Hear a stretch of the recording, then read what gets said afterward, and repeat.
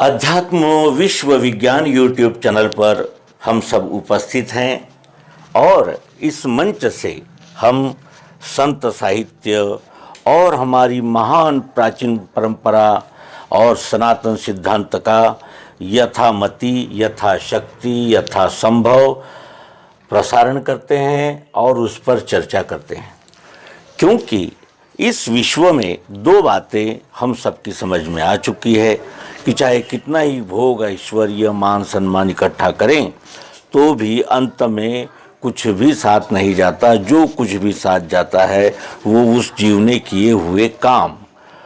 और दूसरा हमारे ध्यान में ये आया है कि यदि मनुष्य को सचमुच ही आनंद चाहिए, प्रेम चाहिए, वात्सल्य चाहिए और प्रसन्नता चाहिए तो अध्यात्म विज्ञान के बगैर, इस सनातन सिद्धांत को ग्रहण किए बगैर नहीं हो सकता।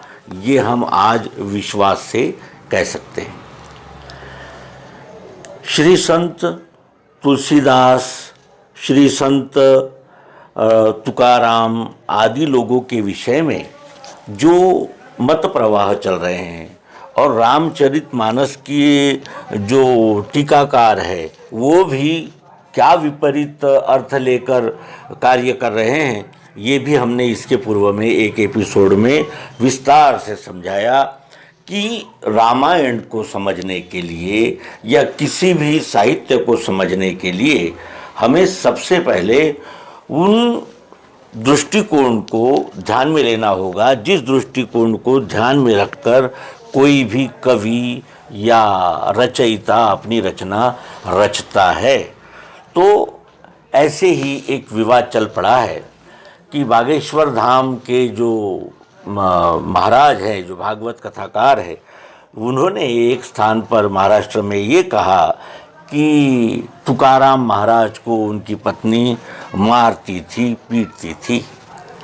और तुकाराम महाराज इस बात के लिए भी महान, ऐसा वो कहते हैं कि पत्नी उनको मारती पीटती थी और वो कुछ नहीं कहते थे। अब ये तो उन्होंने कहा जिन्होंने तुकाराम महाराज के साहित्य को ही नहीं जाना, पहचाना, समझा। ऐसा वो भी कहते हैं कि तुकाराम महाराज को उनकी पत्नी मारती पीटती थी। और संत सज्जन सदैव प्रताड़ित होते ही रहते हैं, फिर वो दारिद्र्य है या अशांति है या कोई व्याधि है, रोग है, इस प्रकार संत सज्जन जो है वो अभाव में जीने के आदी हो जाते हैं और वो इस बात की ओर विशेष ध्यान देते हैं कि हमारा आत्म कल्याण कैसे हो, क्योंकि वो स्वयं अपनी साधना करते हैं और चाहते हैं कि अन्य लोग उससे प्रेरणा लें। तो ये सामान्य सा नियम है और इस नियम को हम अपने प्रिय मित्रों के सम्मुख रख रहे हैं। अब आइए इस बात की ओर चलें कि तुकाराम महाराज विपन्नता, अभाव, अनेक प्रकार की मुसीबतें, परेशानियां, प्रश्न, इनकी ओर वो किस दृष्टिकोण से देखते थे। क्या उनका सकारात्मक दृष्टिकोण था, जिस दृष्टिकोण को अंगीकार करके उन्होंने इन बातों को भी ईश्वर का वरदान माना और इतनी सकारात्मकता, इतनी पॉजिटिवनेस, जिसके विषय में हमारे मोटिवेशन स्पीकर दिन रात चिल्लाते रहते हैं, बताते रहते हैं, लेकिन अपने आचरण से और अपने यानी अनुभव से जिन्होंने ये सिद्ध कर दिया कि सकारात्मकता कहते किसे हैं। बुरा भी होता है लेकिन उस बुरे हुए यानी परिणाम की ओर भी सकारात्मक दृष्टि से यदि देखेंगे तो वो भी हमारे आगे के लिए या हमारे उन्नति और कल्याण के लिए सहयोगी सिद्ध हो सकते हैं। तो विपन्नता को और आने वाले मुसीबतों को किन सकारात्मक दृष्टिकोण से लेना चाहिए, इस विषय में तुकाराम महाराज जो कहते हैं वो आइए अब हम मराठी से हिंदी के प्रिय पाठकों को प्रस्तुत करें। कहते हैं, बरे झाले देवा निघाले दिवाळे, वरी या दुष्काळे पीडा गेली. अनुतापे तुझे राहिले चिंतन, झाला हाव मन संसार. बरे झाले देवा बाईल कर्कशा, बरी ही दुर्दशा जनामचे. बरे झाले जगी पावलो अपमान, बरे गेले धन ढोरे गुरे. बरे झाले नाही धरिली लोकलाज, बरा आलो तूज शरण देवा. बरे झाले तुझे केले देवा येईल, लेकरे बाईल उपेक्षिली. तुका म्हणे बरे व्रत एकादशी, केले उपवासी जागरण. ऐसा ये अभंग है. और ये अभंग जो है वो 6 चरण का है. तुकाराम महाराज का प्रसिद्ध ऐसा अभंग है, जिसे अभंग उसे कहते हैं जिसका कभी भंग नहीं होता, जो अभंग रहता है, जिसका कोई यानी तोड़ नहीं होता या उसका कोई जवाब नहीं होता, उसे अभंग कहते हैं, जो कभी भंग न हो. और ऐसी ये अभंग रचना है. आइए देखें क्या कहते हैं तुकाराम महाराज. वे कहते हैं कि वो एक रोज़मर्रा के जीवन का वितरण करने वाली एक दुकान के मालिक थे. और वो रोज़ अपने दैनिक उपयोग में आने वाली चीज़ें बेचने की उनकी पूर्वापार से, उनके पिताजी के ज़माने से दुकान थी. और वो दुकान चलाने के लिए तुकाराम महाराज को मिली. समय दुष्काल का था और अचानक इनका इन्हें दिवाला निकल गया. दुकान बैठ गई, पूरा माल गोल हो गया, उधारी चली गई और आई नहीं वापिस. और देनदारों की जब झंझटें सर आने लगी तो तुकाराम महाराज क्या कहते हैं. बरे झाले देवा निघाले दिवाळे, वरी या दुष्काळे पीड़ा केली. हे प्रभु, अच्छा ही हुआ कि मेरा दिवाला निकल गया और ऊपर से ये जो दुर्भिक्ष आया हुआ है, जो यानी सूखा पड़ गया है, उससे भी बहुत ज़्यादा पीड़ा हो गई है, उससे बहुत ज़्यादा परेशानी हो गई है. लेकिन अच्छा किया भगवान कि मेरा दिवाला निकल गया. दिवाला निकल गया, ये अच्छा किया.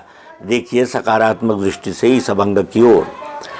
अनुतापे तुझे राहिले चिंतन, जाला हाव मन संसार. और इन मुसीबतों से अनुताप प्राप्त हुआ मनुष्य को. यानी जिसे कहते हैं कि प्रवृत्ति और निवृत्ति, यानी करने की इच्छा और न करने की इच्छा, ये चलते ही रहता है. और राग द्वेष बने ही रहते हैं अपने अपने विषयों के साथ. तो अनुताप निर्माण नहीं होता. और जब तक अनुताप निर्माण नहीं होता तब तक अध्यात्म की प्राप्ति हो ही नहीं सकती. क्योंकि अध्यात्म को प्राप्त करने के लिए हमें अनुताप की आवश्यकता होती है. अनुताप कहते हैं उसे जो इस जिंदगी की सच्चाई को समझे, जो जिंदगी की सच्चाई को समझे.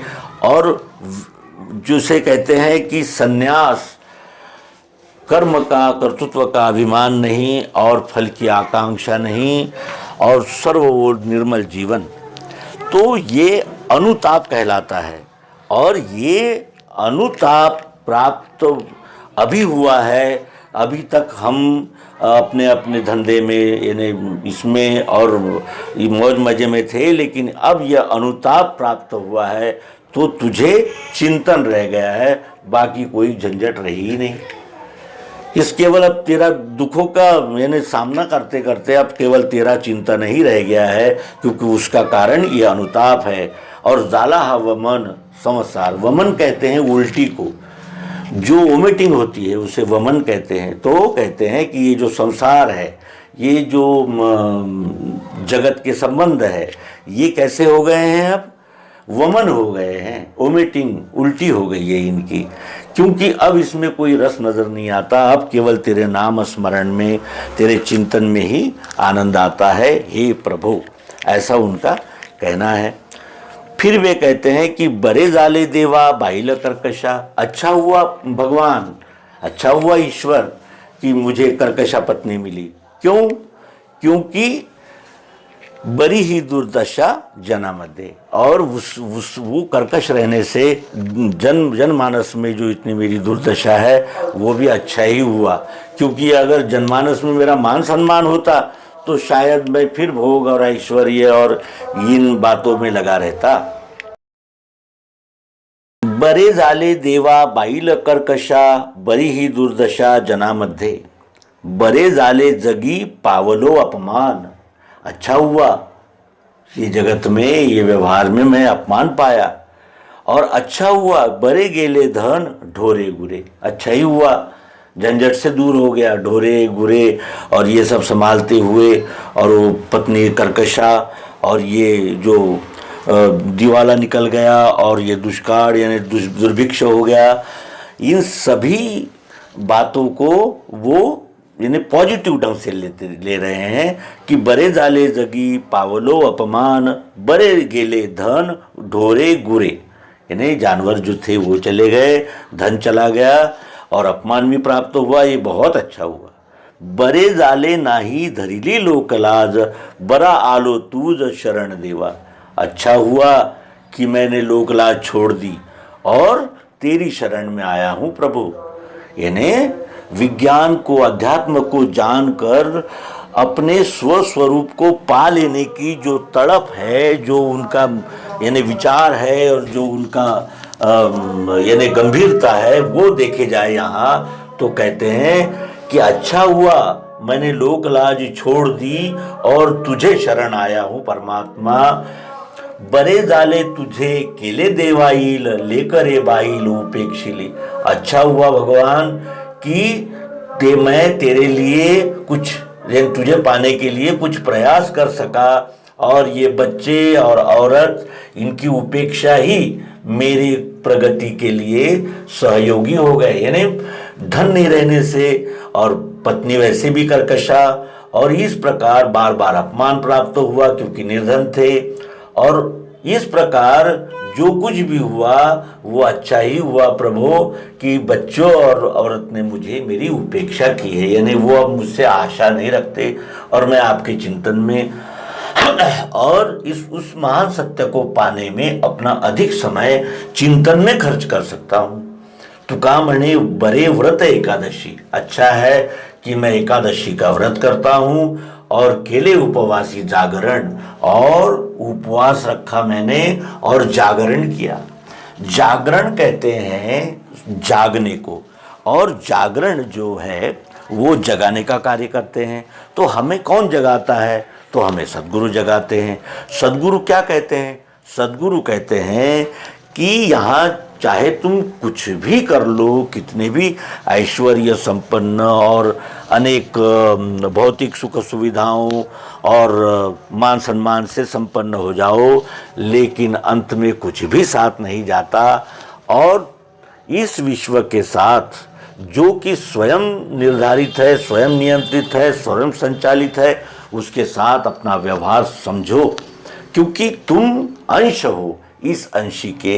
इस जीव और ब्रह्म की एकात्मता का प्रत्यक्षीकरण करके सद्गुरु हमें एकादशी, यानी ये अपने जो 10 अंग है और 11वां ये मैं, इन सभी 11 अंगों का एकत्रीकरण एकादशी कहलाता है। और ऐसी एकादशी जो मैंने उपवास रखकर जागरण में की। सत्संग ये जागरण का विषय होता है। जब मनुष्य सत्संग और सत्य की चर्चा में लीन हो जाता है तो कैसे सुबह से शाम हो जाती है ये पता नहीं चलता। ये हमारे अध्यात्म विज्ञानी जन अच्छी तरह जानते हैं और उसमें रुचि भी होती है। और सद्गुरु का सानिध्य ये जीवन के सबसे अच्छे पलों में गिना जाना चाहिए, क्योंकि ये हमें मोक्ष का मार्गदर्शित करते हैं। आइए अब फिर उसी चर्चा की ओर चलें। श्री संत तुकाराम को उनकी पत्नी मारती थी, प्रताड़ित करती थी। अब जिसकी बीवी कर्कशा हो उसका बर्ताव कैसे होगा? और तुकाराम महाराज की पत्नी का नाम आवड़ी था। नाम कितना आवड़ी, आवड़ी यानी इच्छा, पसंद, और बर्ताव कर्कशा। दूसरा हम सामान्य भी ढंग से देखें, निर्धन व्यक्ति के साथ अपने तो क्या है, पराये भी अच्छा व्यवहार नहीं करते, उसकी उपेक्षा करते हैं, दुर्लक्षित करते हैं उसे। और धन आते ही, ऐश्वर्य आते ही फिर सब इकट्ठा होने लगते हैं, हमारी जय जयकार होने लगती है। ऐसे कितने ही उदाहरण हमारे व्यवहार में दिखते हैं। और जब पैसा ही नहीं है तो फिर आकर्षण क्या रहा? जैसे गन्ने में अगर रस कम है तो उसका आकर्षण भी कम है। इस प्रकार यानी परिस्थितियों के झंझावात में पड़ने पर लोगों का व्यवहार हमसे बदल जाता है, क्योंकि ये जगत जो है वो कैसा है? व्यवहार है। अधिक से अधिक मुझे मिले, मेरा भला हो, भले ही उसके लिए कुछ भी हो जाए, दूसरा कितना भी परेशान हो जाए, मुझे क्या लेना देना। इस प्रकार की प्रवृत्ति जब रहती है तब बाहर वालों के साथ साथ घर वाले भी हमारी ओर दुर्लक्षित, उपेक्षित और जिसे कहते हैं कि प्रताड़ना का व्यवहार करने लगते हैं। ये हमारा अनुभव है। और मारती होगी या नहीं मारती होगी, लेकिन उनकी पत्नी कर्कशा थी और वे संत तुकाराम इसीलिए बने कि अभंग में वर्णित के अनुसार उन्होंने अपना नज़रिया रखा और अंततः उन्होंने क्या कहा? तुकाराम महाराज के कहने का सार क्या है कि अनुरणिया तो कड़ा, तुका आकाश आये वड़ा। तुकाराम महाराज तो वीर्य में पड़े हुए एक शुक्राणु की तरह था, अनुरणिया तो कड़ा, और अब तुका आकाशा एवड़ा, अब वो आसमान इतना बड़ा हो गया, क्योंकि उसे पृथ्वी जल अग्नि वायु आकाश, सतोगुण रजोगुण तमोगुण, चाहत जरूरत प्रियत्व, इन दोनों का लय, सगुण साकार और निर्गुण निराकार का लय नाम में होता है। ये बोध होते ही फिर वो कहने लगे कि तुकाराम कैसा है? अनुरणिया तो कड़ा, अणु से भी छोटा है, और तुका आकाश है ये बड़ा, और आकाश के इतना बड़ा है। क्यों? सांडिली त्रिपुटी दीप उजड़िला घटी। ये जो दृष्टा और दर्शन, ये जो त्रिपुटी है, इस त्रिपुटी का मैंने ज्ञान के द्वारा निराश किया। सांडिली त्रिपुटी दीप उजड़िला घटी, और ये इस त्रिपुटी को जब मैं वस्तु हूँ इस बोध तक, इस त्रिपुटी को लांघ कर जब मैं गया तो मेरा अंतरदीप जल उठा। मैं जानने लगा कि यही विश्व मेरा संपूर्ण स्वरूप है, मैं इसी का अंश हूँ, इसी में होता हूँ, इसी में रहता हूँ, और इसी में बार बार आता और जाता हूँ। और मेरे आने जाने का कारण क्या है? तो वासनाएं। जैसी हमारी वासनाएं होगी वैसा जन्म होगा। ज्ञानेश्वर महाराज का जन्म होता है तो वे ज्ञानेश्वरी की रचना करते हैं, और किसी डाकू और लफंगे का जन्म होता है तो वो डाकू लफंगे की तरह कार्य होता है। तो सारांश यही है कि संत साहित्य को समझने के लिए हमें उनके दृष्टिकोण को अपनाना होगा। आशा है ये अंक आपको पसंद आया होगा। आपकी प्रतिक्रियाओं की प्रतीक्षा है। धन्यवाद। नर्मदे हर। सद्गुरु भगवान की जय। विश्वरूप परमात्मा की जय। ओम शांति शांति शांति। पुंडलीक वरदे हरि विठ्ठल। श्री ज्ञानदेव तुकाराम। श्री संत ज्ञानेश्वर महाराज की जय। श्री संत तुकाराम महाराज की जय।